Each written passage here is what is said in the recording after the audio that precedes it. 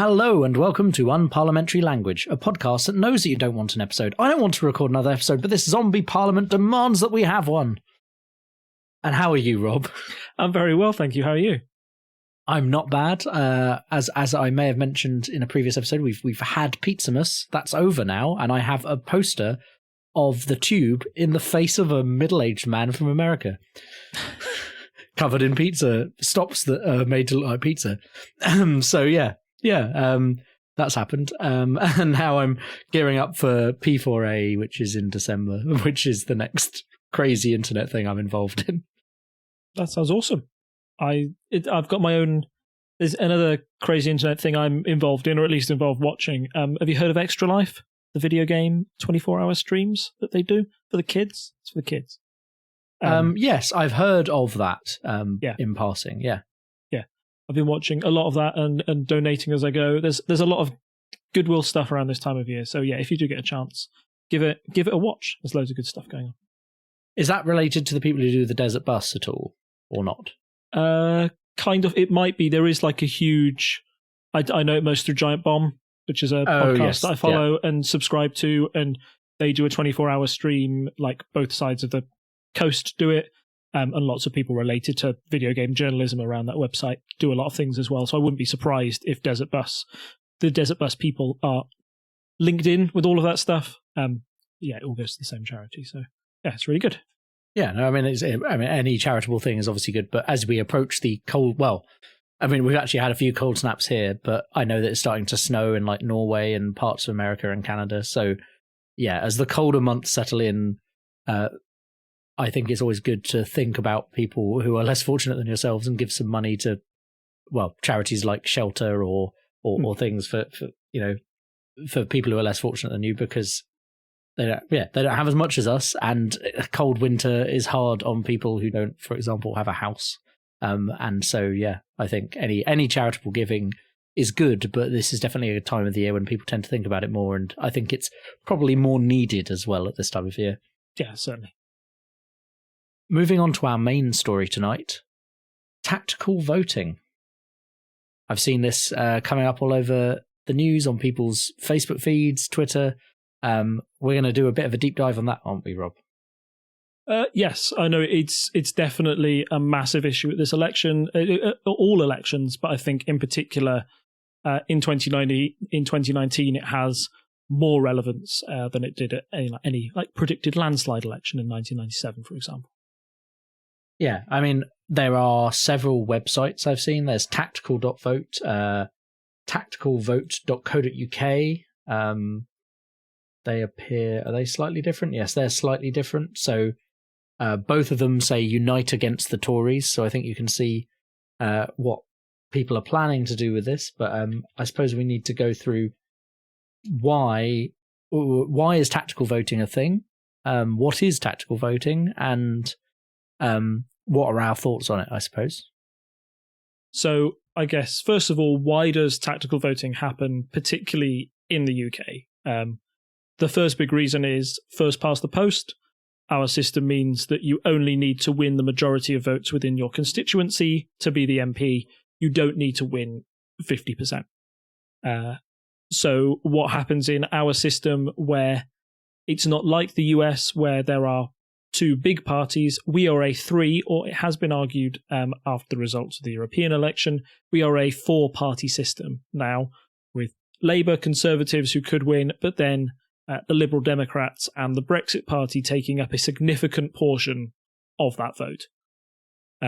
And essentially it means that when you've got that many people vying for the most votes, it's really easy to split the vote one way, and it might mean that your least preferred candidate gets in because the two people you wouldn't mind getting in split the vote adversely.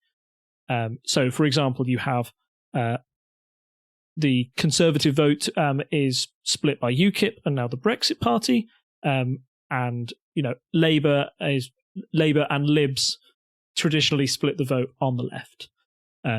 Just to complicate things even more, which is particular for the UK, you have places like Wales and Scotland who might vote on regional factors or national issues. So in Scotland, the SNP come into play in a big way. And in Wales, you've got parties like Plaid Cymru, who are promoting national issues, and that goes sort of like beyond some of the traditional left-right divide, and that adds a further complication to your tactical vote. I think you see possibly, I'm not sure necessarily it's misinformation, but maybe a bit of misunderstanding about it. Some people are like, oh, I'd never vote tactically because they feel very strongly about voting one way, which is fine. That's their opinion. But there are some people who are like, oh, well, if I vote tactically, I'm wasting my vote or something like that. I don't think they've got the kind of 100% got the idea behind it. But it's been talked about a lot. So, I mean, I think by the time we get to the election, I would imagine most people will have a good understanding of what it is. Maybe not necessarily why it's so important, but they will at least understand what it is and why you might want to do it. No, I think just like a tiny bit to add, the simplest example I've always given when it comes to tactical voting, when it comes to how the British system is arranged by constituencies. Imagine you used to live in Scotland and now you live in Cambridge. However, you really support Scottish independence. Who are you going to vote for in Cambridge that supports that idea? Like, there's nobody. Your vote is wasted. The SNP are unlikely to have a candidate in Cambridge, but if they did, then you could vote for that party, but it certainly would be wasted. Like, nobody else there is going to vote for it. Your vote is essentially meaningless, and it's not going to influence how many SNP MPs get elected in the end. So you are forced to change your vote, decide which one of these candidates do you think is the one you support the most, providing that you can't go for your first choice. Or it might be, in particular, like in this election and others, who do you vote for to try and stop the candidate you really don't want to win getting into power? And when you've got a couple of parties vying over second and third place, it can become quite difficult to decide which horse do you back there. It might require people, either parties removing candidates altogether, or everyone, or these websites that we're going to talk about saying, no, this party is definitely going to be in second place. Vote for them to help sway your decision. But that's why people might tactical vote. So I suppose the interesting thing here is, we've discussed that there's a split on the left, a split on the right. And normally it's the left that kind of splits more. Traditionally, it's been the Conservatives, there's been a tiny bit of UKIP. There's never really been a massive concern. And it's only like with the 2010 election where the promise... Sorry, not the 2010 election. It's only with the 2015 election where actually UKIP started to eat into the Conservatives, which led in part to Cameron's decision to go for a referendum to try and appease those voters. And now we have the Brexit Party, which we'll probably come round to in a minute properly. But yeah, there's now this cross-party issue of Brexit, which affects each party differently. I mean, we know the Lib Dems are fully Remain, for example. So you can easily keep them on the left of centre and Remain. But then Labour, for example, has a load of very Leave seats. So then it depends, I suppose, are you tactically voting to stop the Conservatives? Are you tactically voting to stop Brexit? And how does that muddy the waters? Yeah, it's really muddied the waters, particularly that there's an attempt, I feel, in this election to turn this into the second referendum. In the referendum in 2016, we had two very clear choices. And in 2016, there were no constituencies to worry about, no first past the post. It didn't matter that all of Scotland voted to Remain by over 50% because they tallied all the votes up together. And when you added all of them together, Leave won. So it's not as easy as that. So when you try and rerun it in a general election, it means that you've got to try and split it down to two parties, one that is pro-Brexit, one that is anti-Brexit. And that's why it's a big issue at this election.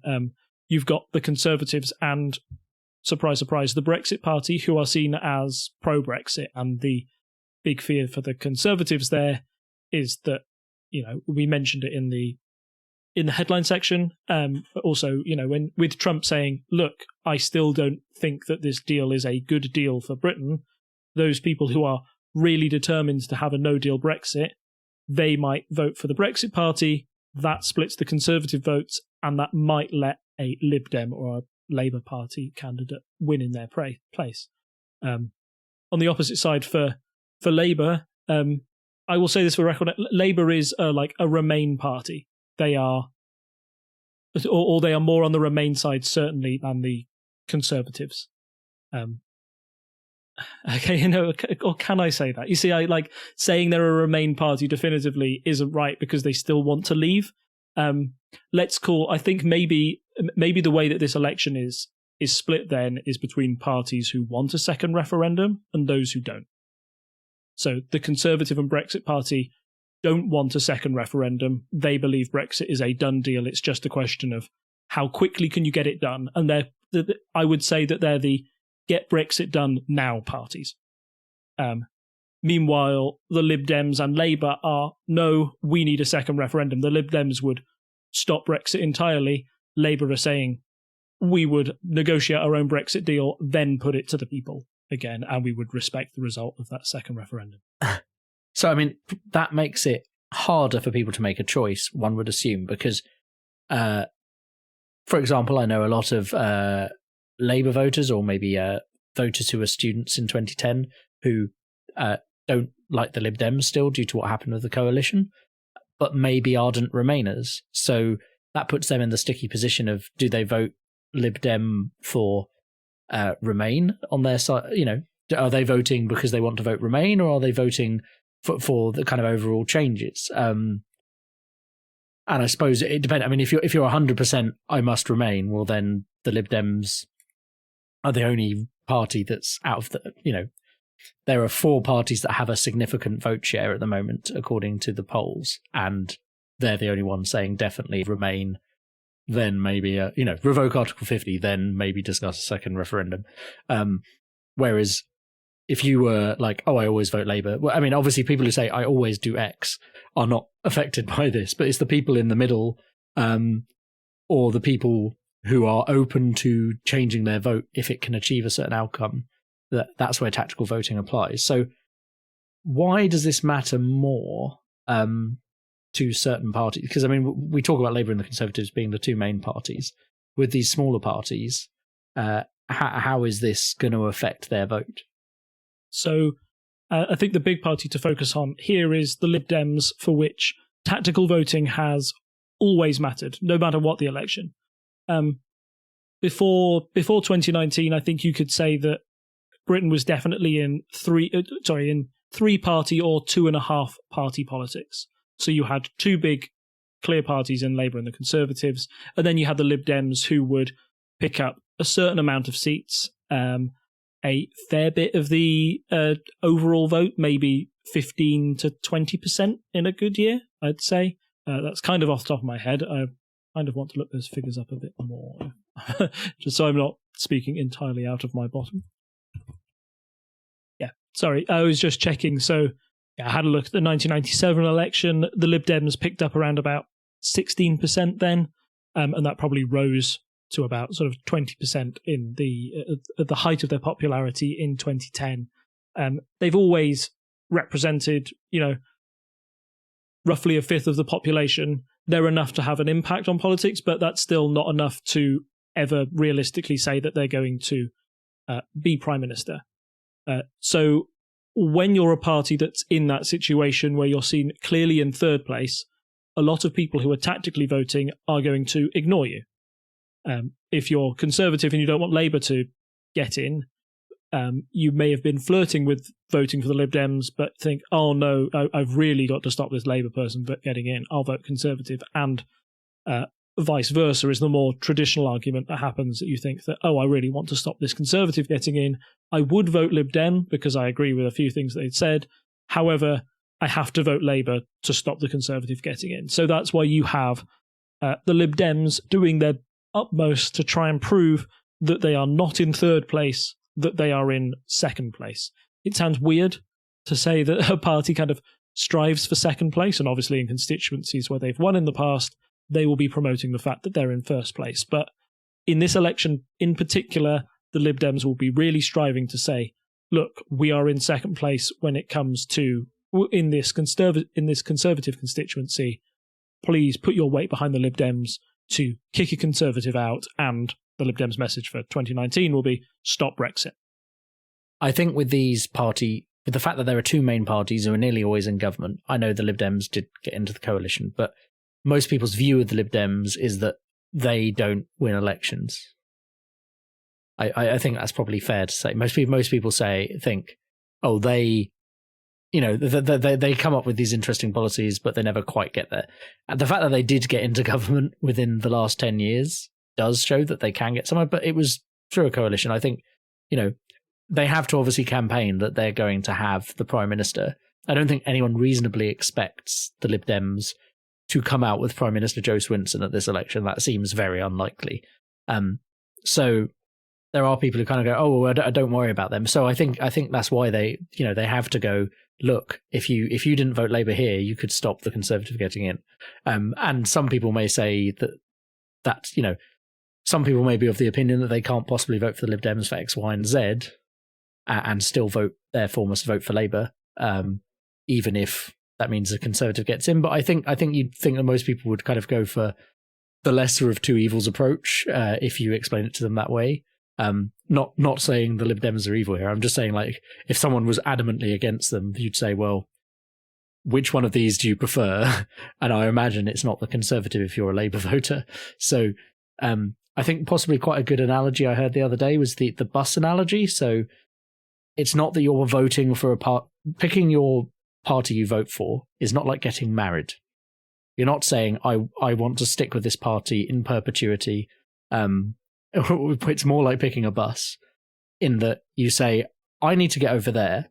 No bus goes exactly to where I want to go, but this bus gets me closer than the alternative. And in the situation where you're like, well, I could get this bus, or I could get this bus, and it's kind of 50-50 between them, and then there's a bus that's going the complete opposite direction. Well, you've got to pick one of those two, and if you think one bus is going to be slightly more reliable in this situation, so say, I suppose it's like if you're saying the Lib Dem bus is running every 10 minutes and the Labour bus in this area is running every 30, and you're like, well, I'll go for the Lib Dem bus then.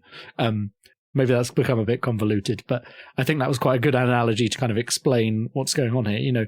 If you are adamantly opposed to the Conservatives and you have a choice between two or three parties and you look at the percentages, you may come to the conclusion that you need to vote for one you wouldn't normally vote for in order to ensure that you don't get the Conservatives in. And of course, obviously, the opposite applies if you're, an adamant Brexit voter, as we're saying, because you'd be like, do I vote for the Brexit Party? Do I vote for the Conservatives? And this kind of leads into, I think, did we touch on that last time, that the Conservatives, that Nigel Farage had said he was going to stand against Conservatives in every seat? Was that in our last episode? It may have been, or at least that was what he planned to do at the time. Yes, that's what I was going to say. That has now changed. So, the Brexit Party has seen that if they go up against the Conservatives everywhere, they may split the vote, and have the opposite effect. Yeah, it's been very weird how the Brexit Party has, the Brexit Party has sought to remove tactical voting entirely in a lot of constituencies, not all. So, as I was researching the headlines for this episode, I saw over the past 2 weeks an interesting narrative being spun on the front pages, particularly on the Telegraph, the Express, and the Daily Mail, saying, Farage, you should stand down. Farage, the Brexit Party needs to move aside for the Conservatives, or we really risk splitting the vote and not getting Brexit done, because these two pro-Brexit parties couldn't make up their differences. That led to Farage announcing that he would not be standing as an MP in this election, which raised a few eyebrows. You would definitely say Farage is the head figure of the Brexit Party, and you want your leader to stand in a constituency where you think you have the greatest chance of winning. The fact that he's not standing at all made you think, right, how serious were the Brexit plan? Were the Brexit Party's MP chances? And then yesterday, I believe, Nigel Farage announced that the Brexit Party wouldn't be standing in any seat where the Conservatives had won in 2017. Trying to give them a free pass to those seats at least, and then challenging them to win the majority in the rest. And I think he had a lot of internal pressure, was what I heard, because he kind of, very bullish Farage kind of way was like, we're going to stand everywhere. And then a lot of people were like, well, actually, if you do want Brexit, that's not going to necessarily work out for us. Or at least that's what I've heard. It could all be rumours, but I mean, that seems reasonable considering it was kind of an about turn. What he's done there is remove the need for the voter to tactically vote in those constituencies. He's trying to make it as simple as possible for them and completely remove it, which is most major parties, and the reason why the Lib Dems are often accused of splitting the vote in a lot of areas is that they put candidates everywhere. One of the main features of being a big political party is you have to stand candidates everywhere.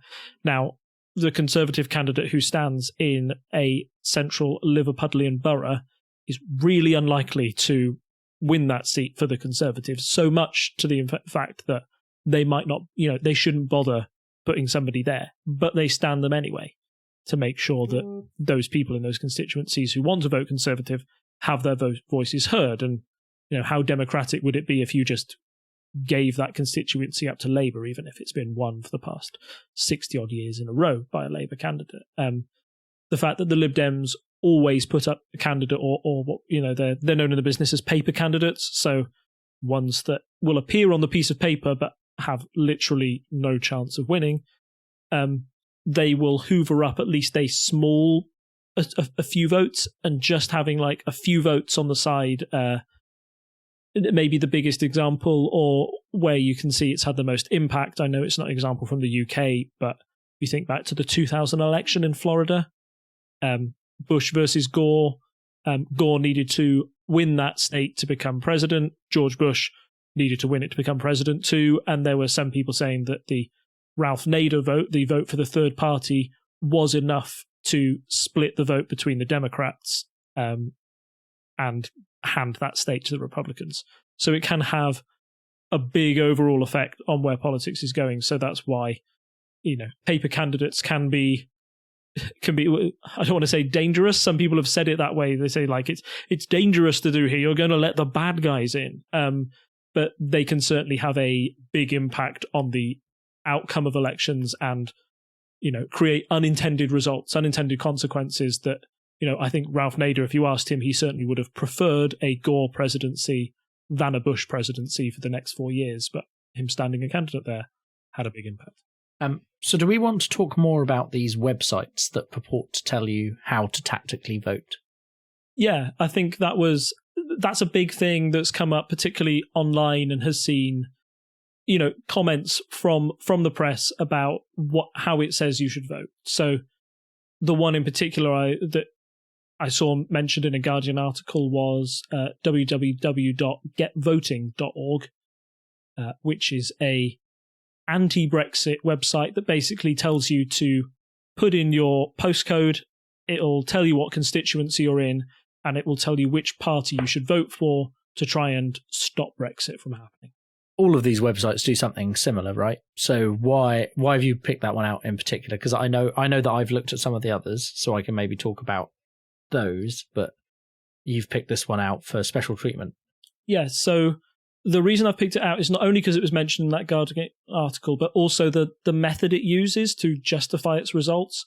So it uses the NPR model, which is the same model that YouGov used in the 2017 election. The NPR model is one that takes quite a large sample of opinions on how people will vote from across the country, and asks them about various issues in the day, and says, right, across the last 7 days, how have these people said that they're going to vote? They then split that up into different demographics, and then they compare those demographics to the constituencies that people live in.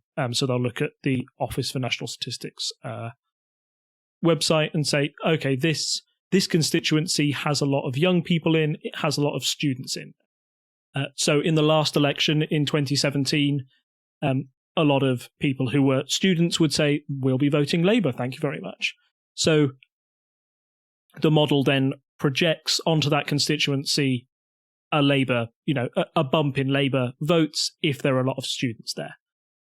The method isn't perfect because you're not. A lot of polling companies will directly interview members within that constituency, so people who are actually going to vote. The NPR method takes a much wider sample, and maybe they're asking a lot of people who live in London who are students how they're going to vote. It doesn't take into account those local issues at all. And it can also produce some quite funky results. When I think back to the 2017 election, YouGov were one of the pollsters who really stood out and showed a bigger bump for Labour in the polls than everybody else was showing. The Conservatives were predicted quite early on to win a landslide, and although that margin ticked down, YouGov were the only ones who on election night were predicting that it would be a hung parliament. And in the end, YouGov were one of the few polling companies who were correct. So this model has its benefits and certainly has in 2017, but now it's going to look funky. And, the fact that it throws up a lot of odd results is controversial.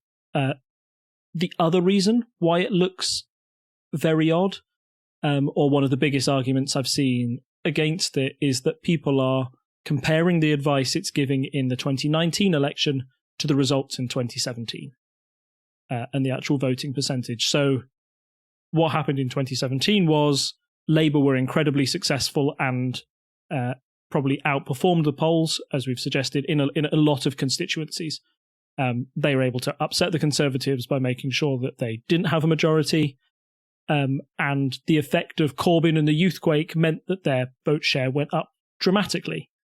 The MRP method takes only the opinions of the last 7 days, and I think it's fair to argue that politics has changed an awful lot in the last 2 years.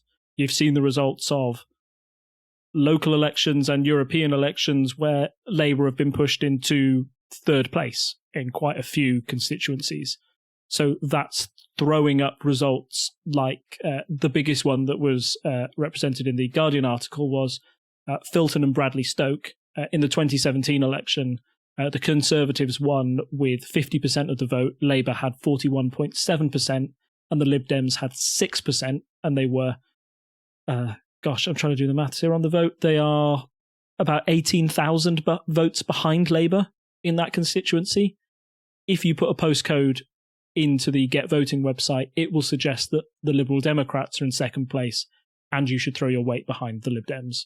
When you compare that to the 2017 result, it just doesn't seem to make any sense. Yeah, no, that seems completely off.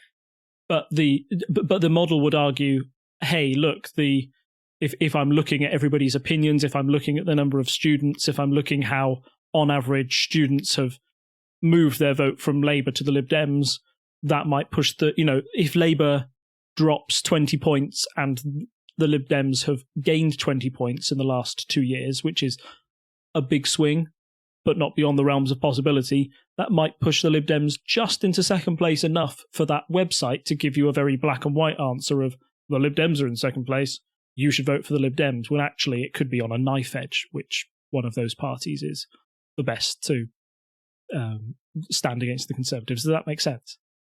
Yeah, no, I think I get what you're saying. I know that, so out of these 3 websites we've posted in the chat, the one I'd looked at was tactical.vote. Now, I'm in a particularly bad constituency for this, because if you don't want to vote Conservative, the second choice, the other choice, it's not the second choice here, because the Lib Dems, we've had a Lib Dem MP other than the brief blip where we had a Conservative MP.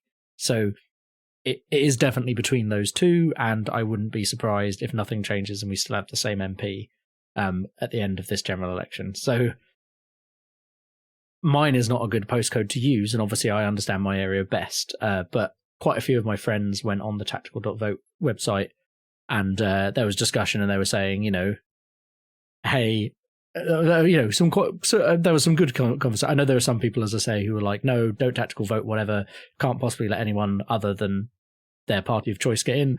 But quite a few of my friends were posting to that website and saying, hey, I've checked this out, it looks to make sense where I am, and also, if you're in a seat where this may apply, then it's probably worth considering. However, but their methodology is explained in 6 steps. They look at the result of the 2017 general election in that constituency. In a Tory-held seat, they recommend a vote for the second-place party. In seats where the Tories are in second place, they recommend a vote for the party that currently holds the seat, so stay at the same. In seats there the Tories are unlikely to win, they point out there's probably no need to tactically vote. And then they have special cases for at-risk seats where Tories are in a credible third place and a divided vote could let them come through the middle, to quote them directly. And there they recommend voting for the current incumbent. And then they have switched the safest Tory seats to no recommendation, as tactical voting is unlikely to have any impact there, but might disadvantage small parties for no good reason. So those all seem like quite good rules, and they're not using that MRP model, they're just basing it off the previous result. So the only thing that doesn't take into account is if there really has been a significant shift in the mood of the country since last election.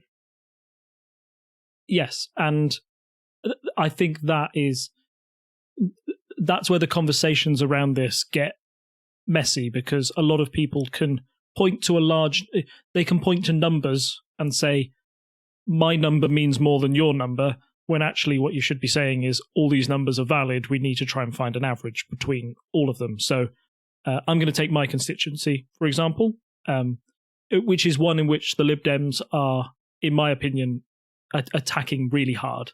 The amount of leaflets I've had through my door, it's been way more Lib Dem than Conservative or Labour. However, traditionally, my seat is one where the Conservatives come first, Labour came second. When Labour were in power with Tony Blair, ours was a constituency that consistently voted Labour and has a lot of old mining towns that have quite a solid Labour base. I think like Midsomer Norton, Keynsham, Radstock, old, places that traditionally were built around coal mining means that you have a lot of Labour voters, sort of like steadfast. They're going to vote Labour. However, what the Lib Dems are doing in their literature is they're saying, they don't mention the fact that they came third by a long way in 2017, but they say, look at the local council elections, where, that takes into a lot of our constituency area and a bit of Bath.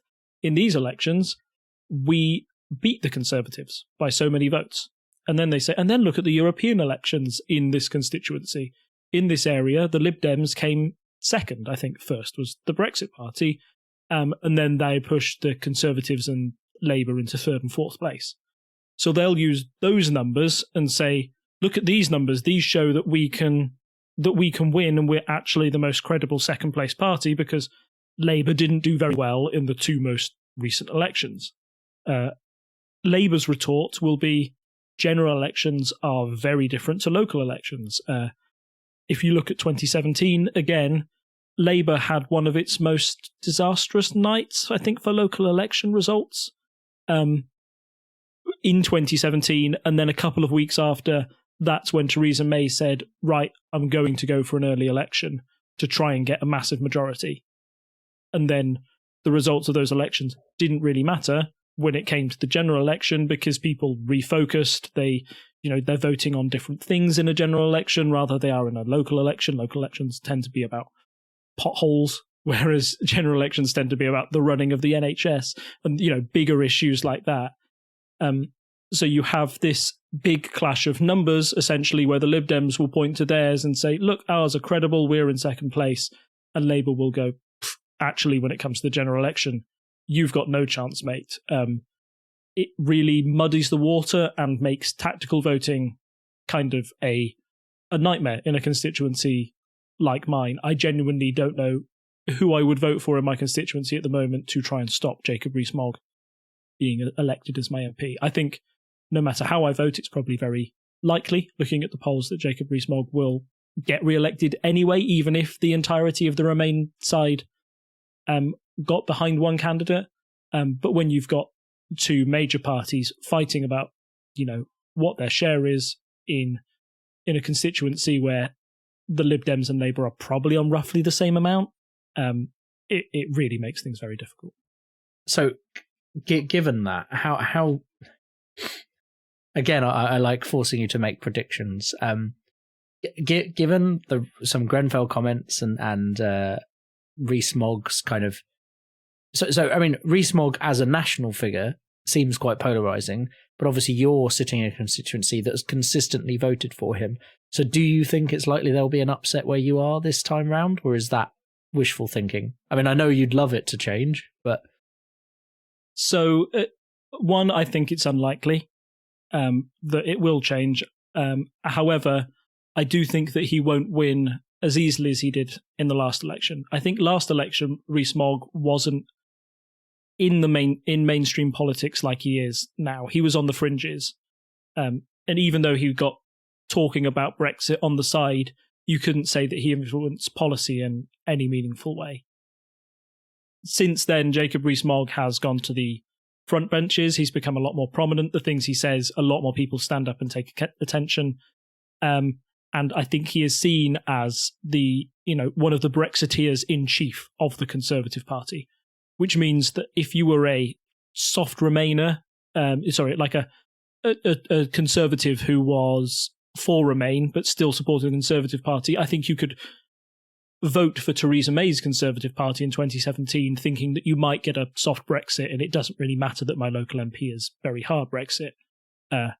Now it's a bit more difficult to separate those two issues, so that could lead to more of those like Remain Conservatives moving over to the Liberal Democrats. Equally, as I've said, with the local elections in my area, I think that's also another boost to the Lib Dems. So I think they could easily be pushed into second place in this election. However, due to the local factors I've mentioned, the long-standing history of Labour having a base within my constituency, I don't see long-term Labour supporters abandoning their party for this election for the sake of Brexit. So no matter what the funky Lib Dem Bar Charts say in my area, which I haven't touched on, but was an issue that was brought up a lot in the recent election cycle. There was a bar chart on election literature that I've had through my door that suggested that the gap between the Conservatives and the Lib Dems in my constituency was 6%, with the Conservatives on 38% and the Lib Dems on 32%. When that graph was looked at a bit more closely, it said that the question asked wasn't who would you vote for if there was a general election tomorrow. The question was, imagine your constituency is close between the Conservatives and the Lib Dems. In that scenario, who would you vote for? And in that instance, the Lib Dems still lost. When they asked the first question, if there was a general election, who would you vote for, and had all the parties on offer, the Lib Dems did come second, but they were on 20... Let me just get the numbers here. Yeah. When they asked that question, who would you vote, with all the parties available, the Lib Dems were in second on 28% and Labour were third on 14%, but the Conservatives were still in the lead with 44%, which would still demand quite a dramatic swing towards Lib Dem for them to overturn that margin. So in my opinion, that bar graph was misleading and maybe did more damage to the Lib Dems' image, on the whole than good. It shows the Lib Dems are trying to nobody likes figures being twisted or that being so apparent in literature. Figures are scrutinised a lot during general elections, so having one on the day that people could so easily say, look, are you trying to pull one over on us here, was kind of a field day for the media and a field day for those online who... A dodgy Lib Dem Bar Chart. That have always been a slight figure of fun within political circles. Anyway, this is seen as the definitive one. The fact that the Lib Dems in my area released a second leaflet where they explained the figures on the bar chart to everyone and said, sorry, we're trying to be honest here, showed to me at least that they were trying to do some damage control and maybe steer the narrative towards, look, we are still in second place. If we all rally behind the Lib Dems, we can defeat the Conservatives. But returning back to your original question, is that actually likely, or is that going to happen? No, I think it's very unlikely at this stage. Fair enough. I think we should move on from that to, I know we've spent some time discussing your own constituency, and I've touched on mine because I don't think it's going to be particularly interesting. So we should move on to our quick polls update. And I think I can't remember. What day was the general election officially announced? Do you know off the top of your head? I don't know the date off the top of my head. It's early November that the campaign started, but the actual vote to say that we would have a general election happened 2 weeks ago. So yeah, so end of October. Yeah. So it's interesting if you look. So I know we've discussed this before, but we said, last time the Conservatives were massively ahead in the polls. Theresa May announces a general election, and then Labour just goes on this rocketing trajectory until they actually overtake the Conservatives by the time we get to polling day. If you look at the current state of play, so from the start of October, both Brexit Party and the Lib Dems have been slowly, steadily going downwards at slightly different rates, but roughly matching each other in their downward swing as people are moving back towards the main two parties with the possibility of a general election coming in. If you look at the 31st of October, Conservatives are kind of steadily going up. And then when we get to a few days ago, which is the last poll available on the 8th, that's starting to plateau. And again, we only have the very start of that plateau. So maybe it's a momentary blip for the Conservatives. Can't be sure yet. But right now it looks like they're starting to plateau. Meanwhile, from basically as soon as a general election was announced, from as soon as the general election was announced, Labour have started rocketing up, and the trend on that is curving upwards still.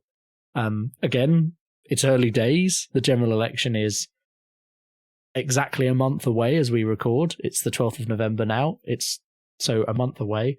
But Labour are starting to trend upwards already, and you're seeing that usual thing we see ahead of a general election where people start to move back into the two camps you normally have, which are Labour and Conservative, and people move away from the other parties. But yeah, it'll be interesting to keep our eye on the polls going forwards. It's worth pointing out that at this time for the European elections, there was much more focus on the Lib Dems and Brexit Party, and like Labour and the Conservatives are kind of tanked down in the middle by May, June, earlier in the year. So it's almost a reversal back to where everything was in March before the missed deadline for Brexit. Yeah, exactly. You're absolutely right. The people are now returning to their natural party homes as they say, oh my goodness, I've got to get serious now. I've got to make sure I vote for the party that I want to get in. And we often talk about in polling circles about a party's floor and their ceiling. So you could argue that the Conservatives hit their floor of about 21.9% on the 25th of June. Like, that's the lowest it could possibly get for them. Like, you've probably got a core 21.9% of Conservatives who are never leaving, who are never not voting for that party. And then you've got the Brexit Party on 20.3%. That was their ceiling. That's probably as high as they could go. Now, as the Brexit Party starts to go down, the Conservative Party is reaching their height again. They're reaching 37.8. Now, it's worth remembering that the Conservatives have been polling at around about 40. Well, if I go back to mid-2018, which I think for both political parties kind of reflects. No, let's go back to the 8th of January 2018, actually, which is right at the start of the graph here. You have Labour and Conservatives very close, both on about 40% each. Now, I would argue that that is the ceiling for both of those parties, because that's what was reached back in 2017, when we almost saw a definitive return of two-party politics. It was the biggest share of the vote those two parties had since way before, I think 1970s, I think it was. So maybe for the Conservatives, their slight worry will be now that, as you said, if they're starting to plateau on 37.8%, how much further can they actually take that? They're probably not going to go to 45%. They can probably only rise about 2 to 3 more points. Then it's a question of trying to maintain that lead over Labour. Meanwhile, Labour, I would argue the only way to go for them is up. And they've started on that upward trajectory, going from 24% up to 27% as the Lib Dems start to slide. So Labour will want to keep that trajectory, keep that momentum, keep it going up and push more towards their ceiling. The Conservatives probably can't hope to rise much further, but they can certainly try and stop the Labour rise, stop their momentum as much as possible. The big thing this poll doesn't take into account is the Brexit Party and how they've reacted. I think the Brexit Party deciding not to stand candidates will make a lot of people think that they're not a serious political party anymore.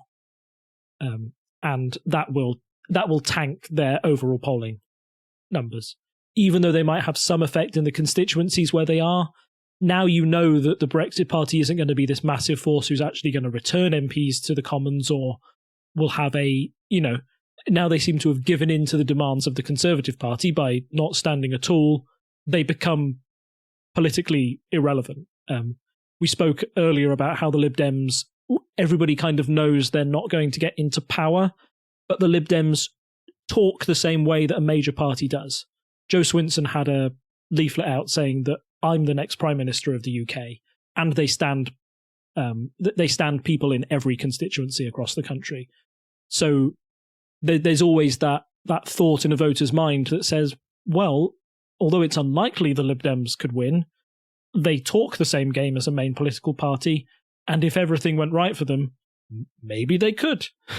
With the Brexit Party not standing in over 300 seats or whatever it was the Conservatives have, you can't become the main political party if you don't stand in over half the seats. It's never going to happen. So, yeah, I think that will tank their results. How much that will feed into the Conservatives' upward trajectory is the next question. So I think when we come back in the next 2 weeks, we'll have a much clearer picture of where the election's going to go. I know we're going to have a clearer picture in 2 weeks, but if you were forced to make a prediction right now, do you think it's going to be another return to two-party politics election like the last one, or do you think there is a significant chance of at least the Lib Dems making a dent here?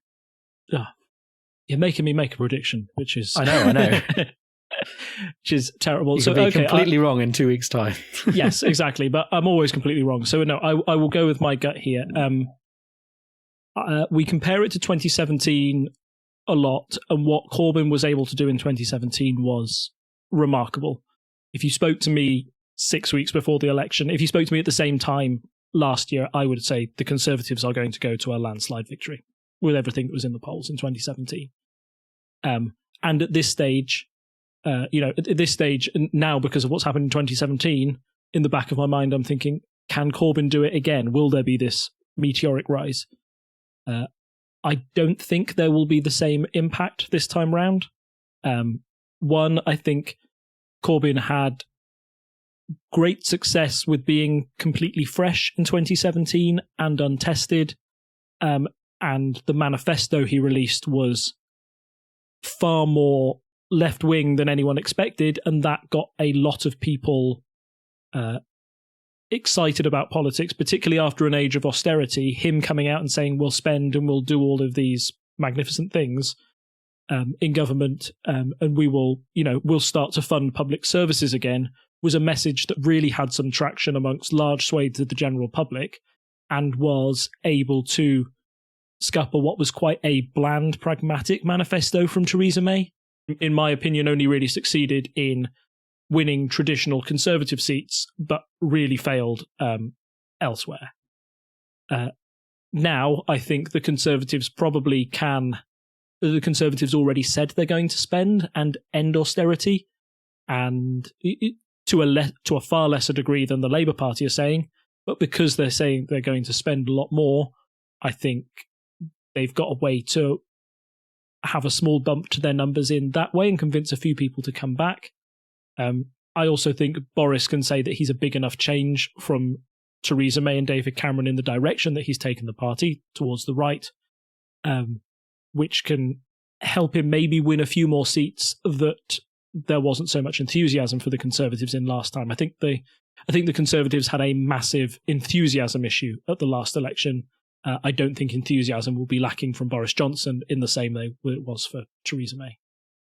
So Labour will catch up. I think that you're probably going to see a 3 to 4% rise for Labour in the next 2 weeks, would be my prediction for the polls, and the Conservatives may rise by about 1 to 2%.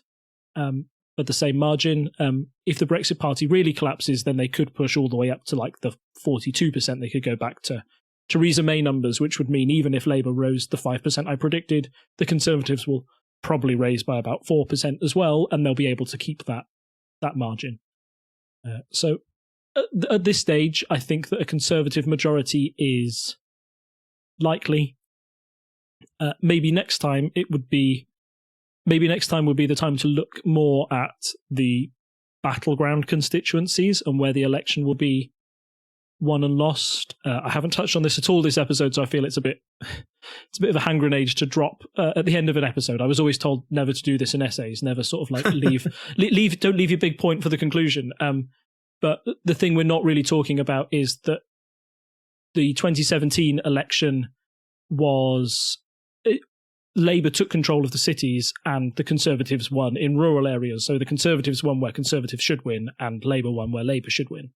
And because both parties were moving to the left and right of politics respectively, it meant that there were very few swing constituencies and everybody was kind of stuck in their ways.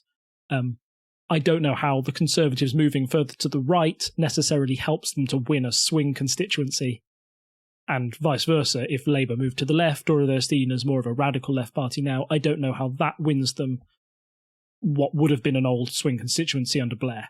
So those are the big questions. Is there actually a path to a majority, or are we forever going to be stuck in an era where everybody's set in their ways and then never changing their minds?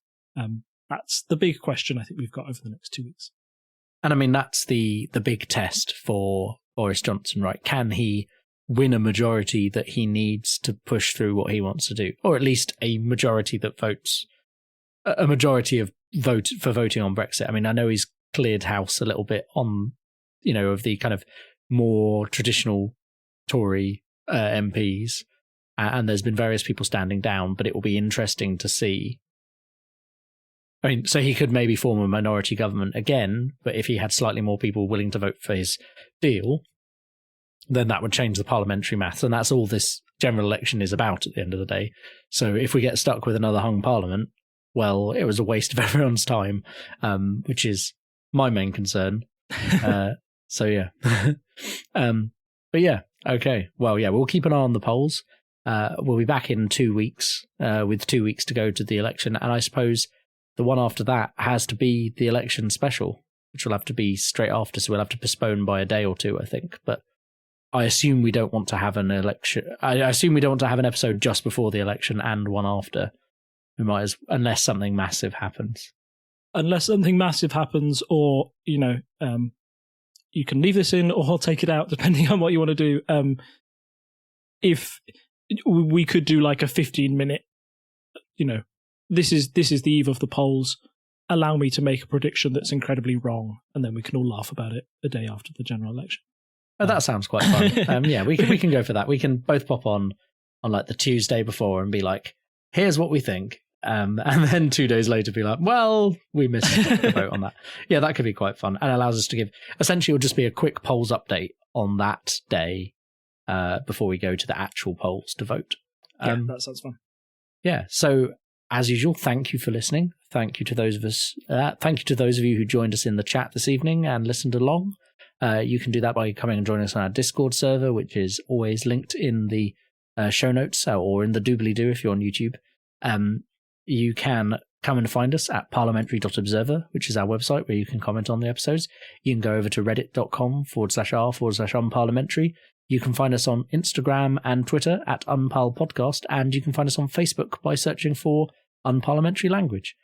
You can also support all of the TTSS shows by going to patreon.com/TTSS, and there will be Patreon bonus news episodes over there.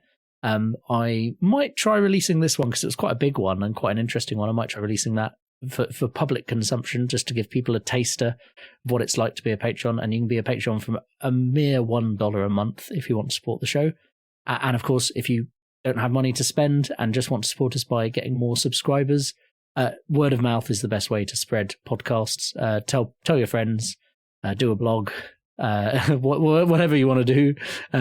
Just let people know that the podcast exists and that you enjoy it. And without further ado, I think it's good night from me. And it's a good night from him. Bye. Bye. Bye. Bye. Bye.